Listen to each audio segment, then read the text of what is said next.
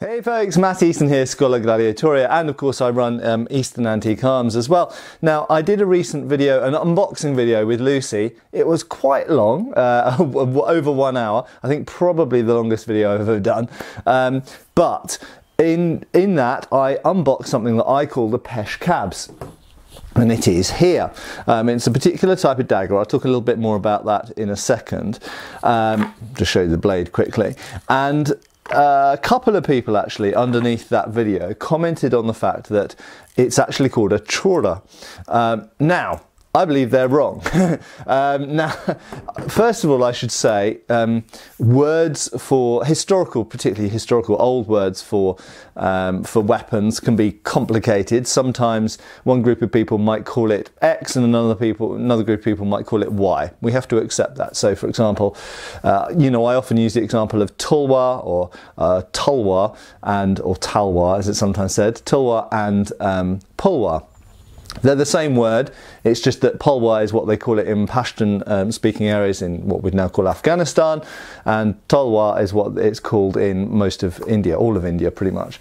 But they're essentially the same word. Now, the word Choora and Pesh Kabz are very clearly very, very different words.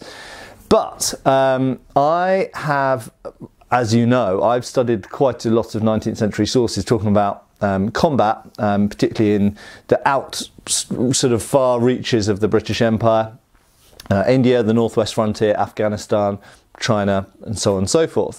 Now, in those sources, they often talk about the Choora or charah. As some modern people, if you watch Forged in Fire, call it charah. I've never seen a period source call it charah, but it's usually called Choora or charah. Now, as far as I'm concerned, the historical sources are describing this. So you can see it's a very different weapon to what I just showed. This is a short sword, and it is, yes, it is probably related in its development to the yataghan. I have shown this before. If you're particularly interested in this topic, I have done other videos. You just search the word Afghan in my videos. You'll find other videos I've done on Afghan weapons of this type, also the pulwar, Pesh Kabz, and so on. So this is a very particular type of weapon. It does share, surprisingly, a few characteristics with what I call the Pesh Kabz, which I'll go back to in a minute. What characteristics does it share? Well, clearly not the size and overall shape. That is different. This is more like a sword, and that is more like a dagger, okay? And that's fundamentally what we should think of them as. One is a stabbing dagger. This, despite its pointy shape, is a chopping sword. But in their construction methods and design, they do share some characteristics, and one of those is the T-section blade. So as you can probably see here, the blade has a strong rib along the back, which gives it, incidentally, that's almost certainly related to the Kilich ridge and the yataghan ridge, and probably is where European pipe-back blades get the idea from. That's the pipe-back blades are trying to emulate this.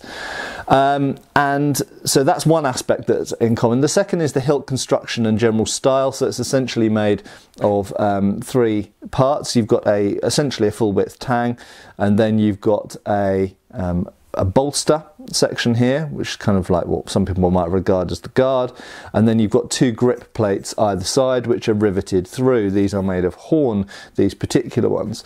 So it does have something in common with the Pesh Kabz. I'll just take the Pesh Kabz out of its sheath or scabbard. It does share some characteristics, as you can see from the hilt shapes, but the blades are completely different, and obviously one is small and stabby and the other is big and choppy. Now, why do I say this is big and choppy? Well, I've spoken about this before.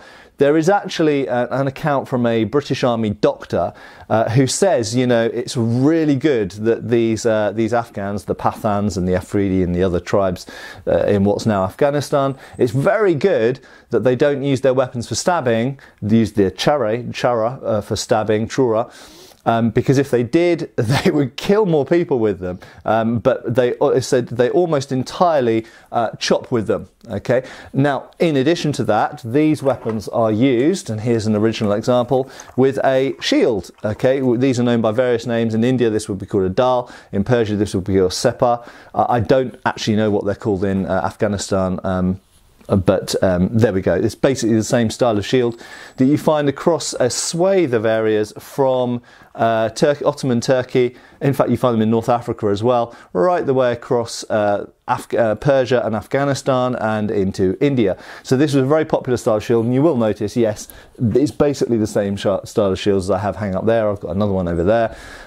So they are really cool shields. I love them. They come in a variety of sizes. They can be in sort of traditional shield size, all the way down to teeny little bucklers, and this is kind of a medium-sized one. This is kind of a big buckler size or a small shield.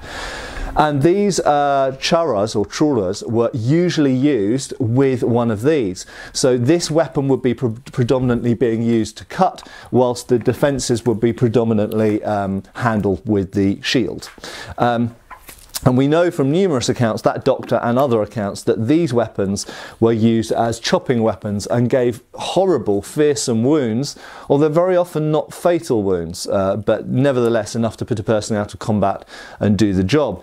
So these were used predominantly as chopping weapons. Now, the weapon that I call a Pesh Kabz here is obviously very, very different to that, and the construction and manner of its design and the way that it's most natural to hold these leads me to believe that these are essentially the Afghan equivalent of a Rundle Dagger. Therefore, they are anti-armour close-range daggers. Obviously, you can use them against someone without armour on, but they are very well set up to deal with mail armour or padding. Or layers of clothing.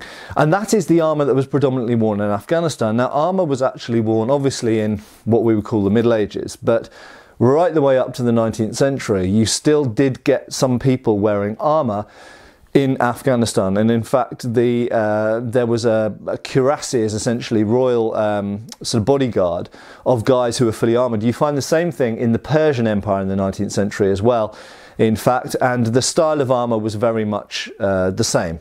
So most aspects, or many aspects of culture in Afghanistan were influenced by Persian culture and language, weapons, armour, the whole lot. So as we've seen, the shield probably was adopted into Afghanistan and actually into India as well, coming out of the kind of Persian Empire. They were wearing quite a bit of armour in some cases, and sometimes you might have to deal with someone who's got head to foot chainmail or mail armour on, and a helmet and everything else. And so a dagger which is able to punch straight through that kind of stuff is good. They tended to use butted mail rather than riveted mail, as we have in medieval Europe, so it's actually slightly easier to compromise as well. It's easier to stab through butted mail than it is through riveted or solid mail.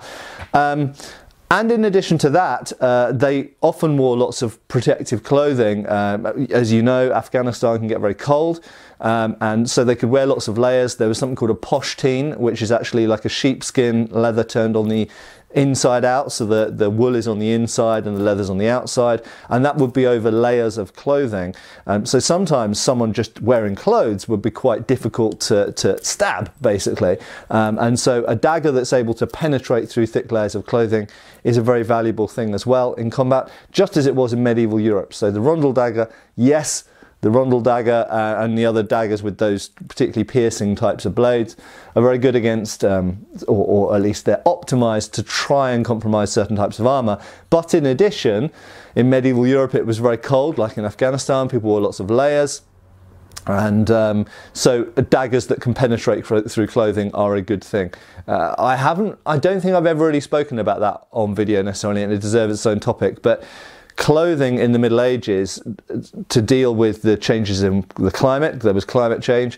It got quite cold in the 14th, 15th centuries due to various reasons, so-called mini ice age,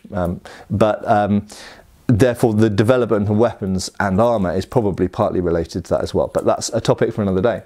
So back to the Afghan weapons. So personally, based on what I have read and seen in period accounts and modern, modern kind of antiquarian and antique collectors and dealers networks, this weapon is the Choora or charah, and this weapon is the Pesh Kabz. I don't know if one of those words is a Persian word and the other one's an Afghan word. I don't know. It may be that sometimes these were known as Choora or charah. These were never known as Pesh Kabz as far as I've ever seen. These were always known, in Britain these were known as Khyber knives. If you've ever heard the expression a Khyber knife, the Khyber pass is the area that was fought over a lot that connects India with Afghanistan, or it was a pass through the mountains there was lots of conflict there. So it was known as a Khyber knife because lots of these, and this is probably an example, were brought back to Britain as souvenirs from wars on the northwest frontier in the Khyber Pass. So these were known as Khyber knives because so many of them were encountered in the Khyber Pass. But Khyber knives, known locally as Choora or charah, known as that in Italy, in India as well. And these, as far as I'm concerned, are known as Pesh Kabz.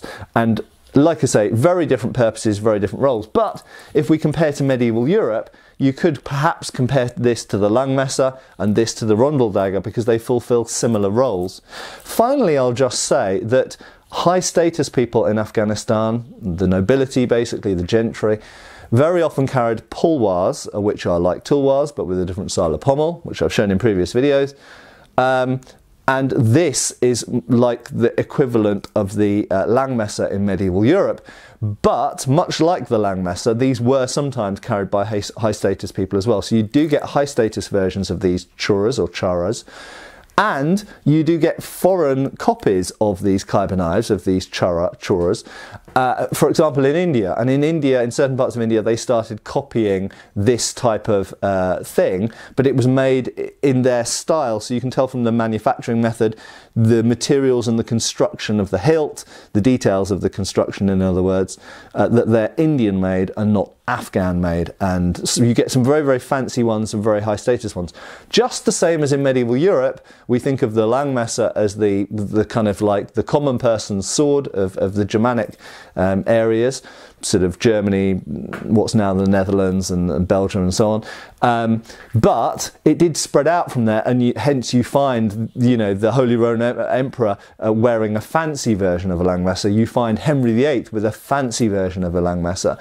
So sometimes fashion styles, they can move, usually they trickle down, but they can also move up as well. And if something, perhaps like in the modern world, like Nike trainers or certain types of watch or whatever, sometimes a fashion that gets popular at a lower social level can actually move up and become adopted by the higher social people. So that happened with the Choora or charah as well, and it happened also with the Pesh Kabz. And as I say, those hand weapons, whether it's the pulwar, the Choora or the Pesh Kabz, often used in conjunction with a dal or shield. And in terms of firearms, of course, they had long firearms, different types of musket and jezail, and also they did have pistols as well, so used in conjunction with firearms. And it's interesting as well, Afghan warfare, warfare between Afghans and the Indians, or the Afghans and the British, or Afghans and the Persians, is very, very interesting. And they had actually quite a very organised military structures in Afghanistan, and it's worth, if you're interested in it, I encourage you to go and research it more, because you've got very cool weapons and armour and some very interesting military history to look at there as well. I hope this has been useful and interesting. Feel free to post comments below if you disagree with anything I've said. That's cool. I'll happily read those, and maybe I'll find out something new that I didn't know. Give us a like and a subscribe, and I'll see you really soon for another video. Cheers, folks. Thanks for watching. We've got extra videos on Patreon. Please give our Facebook a like and subscribe if you haven't already. Cheers, folks.